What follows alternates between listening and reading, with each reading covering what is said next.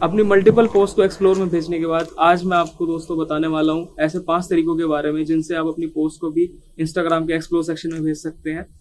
इन 5 तरीकों के बाद मैं आपको 5 बोनस टिप्स भी दूंगा, तो बने रहिएगा वीडियो के एंड तक। जो सबसे पहला तरीका है वो है the theory of self sufficient square. दूसरा तरीका है जीरो हैशटैग स्ट्रेटेजी। जो तीसरा तरीका है वो है हाइपर प्राइमिंग या सेकंड लाइफ। ओ यस, फाइनली हम हाइपर प्राइमिंग के बारे में बात करने वाले हैं और ये वीडियो बहुत मजेदार होने वाली है। और चौथा तरीका है ऑल्टरनेटिव टेक्स्ट या फिर जिसको ऑल टेक्स्ट भी बोलते हैं। और पांचवा एक सीक्रेट तरीका है जो मैं आपको इस वीडियो के एंड में बताऊंगा।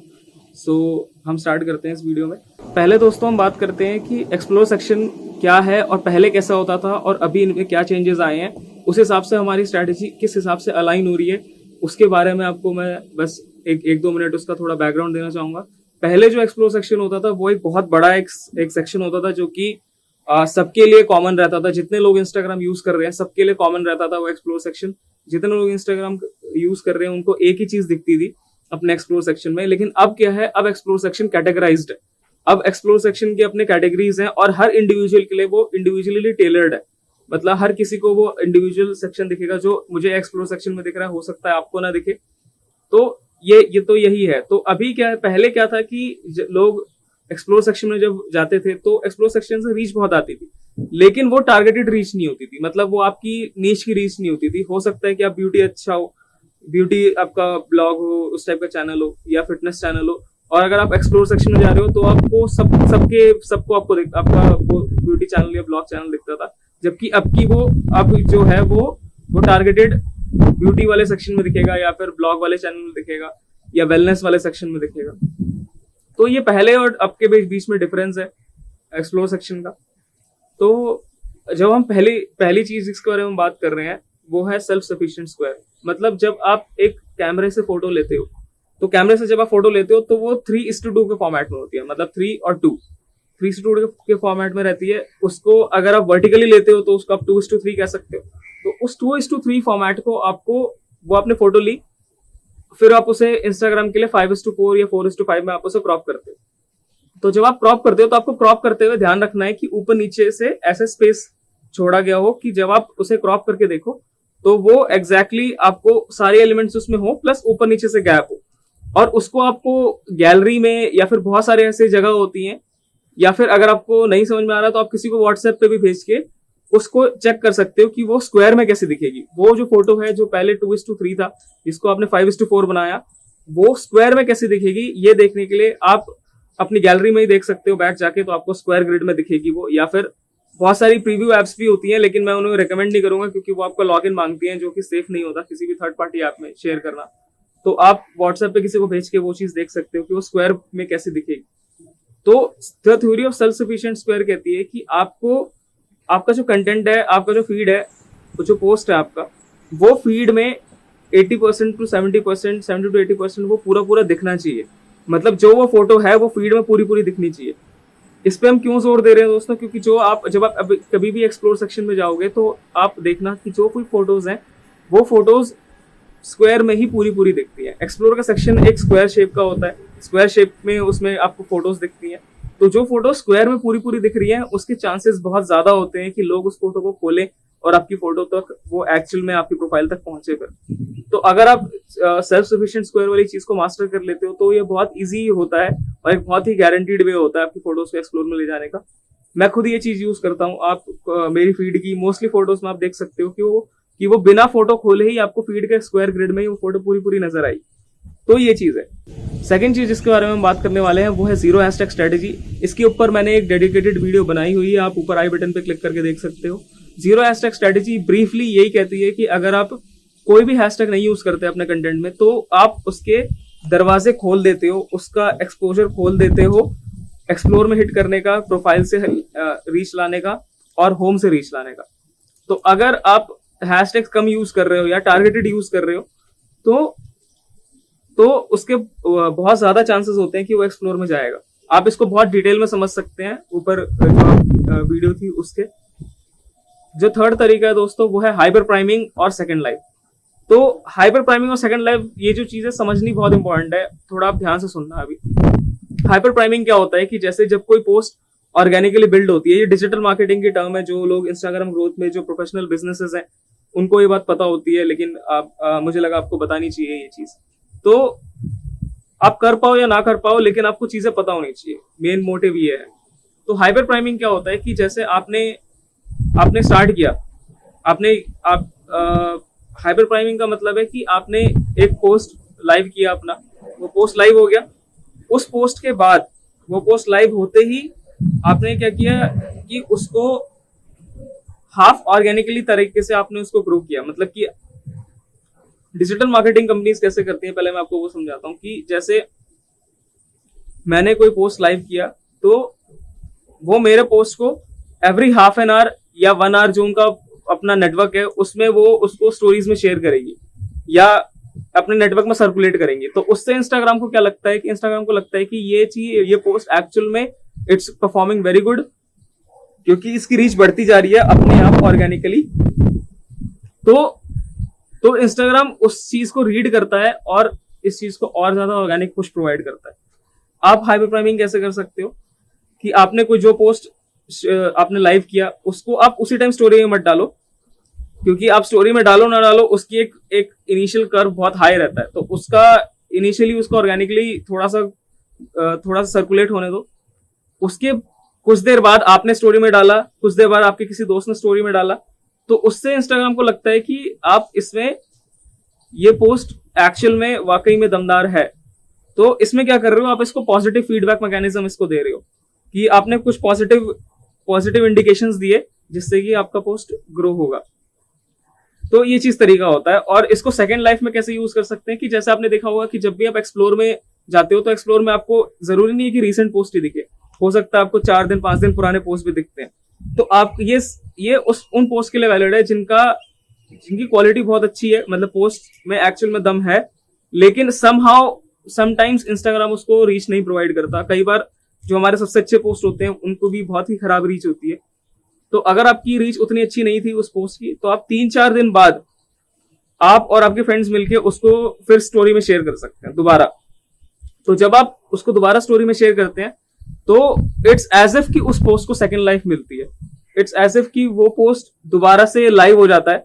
और जब इंस्टाग्राम ये चीज जब सेंस करता है कि ओ इस पोस्ट को दोबारा और लोग देखना चाह रहे हैं, तब वो अपने सिस्टम में चेक करता है। तो उसे लगता है कि उसे दिखता है जो भी उसके रिकॉग्निशन के एल्गोरिथम्स हैं उससे चेक करता है, उसको फिर समझ में आता है नहीं ये पोस्ट वाकई में अच्छा है। बट उस टाइम क्योंकि ऑडियंस में भी नॉट एक्टिव थी इतनी, या ऑडियंस उस टाइम नहीं एक्टिव थी, या फिर कुछ और दिक्कत थी जिस वजह से वो सर्कुलेट नहीं हो पाया। तो उस टाइम फिर वो 3-4 दिन बाद भी अगर आप उसे 3-4-5 स्टोरीज अगर आप दिलवा देते हो उसे आप खुद और अपने दोस्तों से, तो वो पोस्ट दोबारा बूस्ट होना चालू हो जाता है और उसकी रीच एक्सप्लोर से आनी शुरू हो जाती है। ये एक्चुअल में ट्राइड एंड टेस्टेड तरीका है, मैं खुद ट्राई किया हुआ है, बहुत ही इफेक्टिव वे है। तो आप पोस्ट को अपने सेकंड लाइफ दे सकते हो इस हाइपर प्राइमिंग से। तो ये चीज है दोस्तों। चौथी चीज जिसके बारे में बात करेंगे वो है ऑल्ट टेक्स्ट या फिर ऑल्टरनेटिव टेक्स्ट। तो ऑल्ट टेक्स्ट और ऑल्टरनेटिव टेक्स्ट क्या होता है, ये बेसिकली होता है कि आप एक फोटो को कैसे एक्सप्लेन करोगे एक विजुअली इम्पेयर्ड पर्सन को। जो इंसान वो फोटो देख नहीं सकता, आप उसके लिए ऑल्ट टेक्स्ट लिखते हो, ऑल्ट टेक्स्ट प्रोवाइड करते हो। जब आप प्लस बटन का साइन दबाते हैं अपने पोस्ट को लाइव करने के लिए, नीचे एडवांस सेटिंग्स होता है, एडवांस सेटिंग्स में जाके आप ऑल्टरनेटिव टेक्स्ट ऑन कर सकते हो। उसमें आपको करना कैसे, ऑल्टरनेटिव टेक्स्ट हेल्प कहाँ करता है, हमारी हेल्प कहाँ करता है एक्सप्लोर में, हमें मेनली ये चीज जाननी है। आपने देखा ही होगा कि एक्सप्लोर फीड कैटेगराइज्ड है पूरी, मतलब उसके अपने सेक्शंस बने हुए हैं।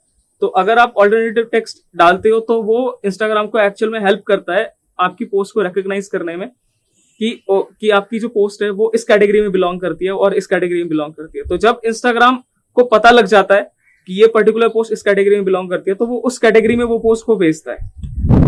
तो जानने वाली चीज यही है कि आप इंस्टाग्राम को एक्चुअल में हेल्प कर रहे हो ये चीज देखने में कि वो ऑल्टरनेटिव टेक्स्ट जो है, वो ऑल्टरनेटिव टेक्स्ट इस चीज में हेल्प कर रहा है इंस्टाग्राम को कि वो कैटेगराइज कर सके उस पोस्ट को अगर इंस्टाग्राम इजीली कैटेगराइज कर पा रहा है ड्यू टू आपकी ऑल्टरनेटिव टेक्स्ट की वजह से, तो वो बहुत हेल्प करता है उसको, एक तो कैटेगराइजेशन में, और दूसरा अगर उसका कैटेगराइजेशन क्लियर है तो वो आपको एक्सप्लोर में से भी रीच देगा।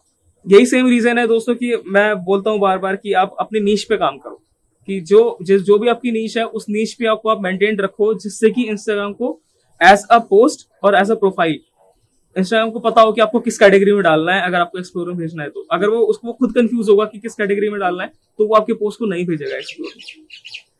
जो पांचवा तरीका दोस्तों जिसके बारे में मैंने बोला सीक्रेट तरीका है, वो है एक्चुअल में वो इस पूरे का कोर है, और वो है रियल एंगेजमेंट। जी हाँ दोस्तों, रियल एंगेजमेंट है इसका मतलब। रियल एंगेजमेंट का सेंस क्या है? रियल एंगेजमेंट का सेंस है कि जब आप अपनी पोस्ट को भेजते हो लाइव, या जब अपनी पोस्ट जब शेयर करते हो, तो आपका बहुत लोगों की हैबिट होती है कि उसका लिंक शेयर करते हैं ग्रुप्स में, या उस पोस्ट को लोगों को कोई डीएम पे भेजते हैं। तो ये चीज एक गुड हैबिट नहीं है, बिकॉज जो भी एक लाइक आ रहा है एक पोस्ट पे, वो इंस्टाग्राम को पता होता है कि वो ऑर्गेनिक तरीके से आ रहा है, आपकी फीड से आ रहा है, या आपके डीएम से आ रहा है, या व्हाट्सएप से आ रहा है, या टेलीग्राम से आ रहा है। इंस्टाग्राम को एग्जैक्टली पता होता है कि वो ट्रैफिक कहाँ से आ रहा है। तो अगर उसको कहीं भी कुछ भी ऑर्गेनिक सर्कुलेशन नहीं दिखती, अगर उसको थोड़ा भी शक होता है कि ये पोस्ट आप ऑर्गेनिकली इसके लाइक्स नहीं आए या इसको ऑर्गेनिक सर्कुलेशन नहीं मिला, तो वो प्रॉब्लमेटिक होता है आपके लिए। तो हमेशा जो एंगेजमेंट है उसको रियल रखो, जो भी है, मतलब कुछ भी फेक मत करो। जो भी आपके पोस्ट पे जो भी नेचुरल लाइक कमेंट आ रहे हैं वो आप करो। अगर आपको दोस्तों को बताना भी है, कोई आपका ऐसा ग्रुप भी है, तो आप वहां पे बस लिख दो कि न्यू पोस्ट है। लिंक तो कभी मत शेयर करना किसी भी ग्रुप में, क्योंकि वो बहुत हार्मफुल होता है। अभी रिसेंट के केस में बहुत हार्मफुल है, क्योंकि इंस्टाग्राम इस चीज को पता लगा सकता है। इट्स नॉट कि आप पीछे से अपने IG ID हटा दी और आपको पता नहीं लगा पाओगे। Instagram be smarter than that. तो आप वो चीज थोड़ा देख सकते हो।